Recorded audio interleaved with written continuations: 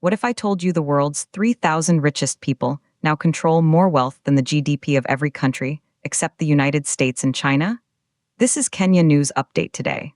Coming up, you'll discover how a staggering $18.3 trillion is concentrated in the hands of a few, why governments are choosing oligarchy over their people, and the global rebellion that's just beginning. The world saw a record number of billionaires created last year, with a collective wealth of $18.3 trillion. Since 2020, their wealth grew by a shocking 81%, or $8.2 trillion. Oxfam says that amount could end global poverty 26 times over. But here's the twist. While this wealth explodes, governments are brutally repressing protests over austerity and lack of jobs. They're choosing the rule of the rich. Meet Wanjiru, a social activist in Nairobi's Mathare slum. She sees the inequality every single day. In Mathare, people lack clean water and sanitation.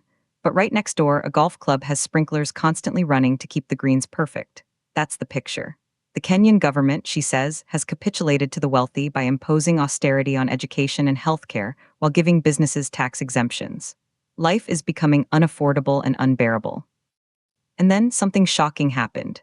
Youth-led uprisings erupted across Africa, Asia, and Latin America. In Kenya, massive protests shook the nation in 2024 and again last year. In Nepal, a major uprising happened just last September. People are angry.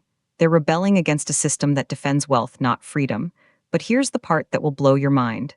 The influence isn't hidden anymore, it's brazen.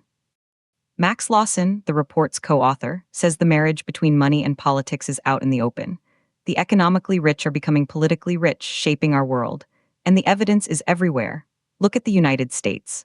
Leading tech tycoons like Mark Zuckerberg, Jeff Bezos, and Elon Musk attended President Donald Trump's inauguration this past January. Business and politics are mixing at the highest levels. This is a global pattern. Governments are making the wrong choice. They're ignoring the protests and instead harshly putting them down. They're choosing repression over redistribution. But Wanjiru is actually hopeful. She believes we're getting to a point where we really can't take it anymore. When people are oppressed, they always rebel. The natural reaction will be to force systems to work for the people. Younger people, especially from developing countries, are rising up to challenge this influence. So what does this mean for you?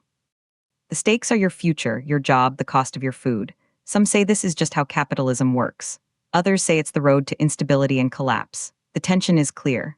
Governments are siding with the ultra-wealthy while their own citizens struggle to survive. But here's the unanswered question. If this concentration of wealth and power continues, what kind of world are we building? One for the 3,000 or one for the 8 billion? We started with a shocking fact. $18.3 trillion. Enough to end poverty 26 times over. Yet it sits in the hands of a few while protests are crushed. Do you think this level of inequality is sustainable, or are we headed for a global reckoning? Drop your take in the comments. Subscribe to Kenya News Update today for more breaking news on the forces shaping our world.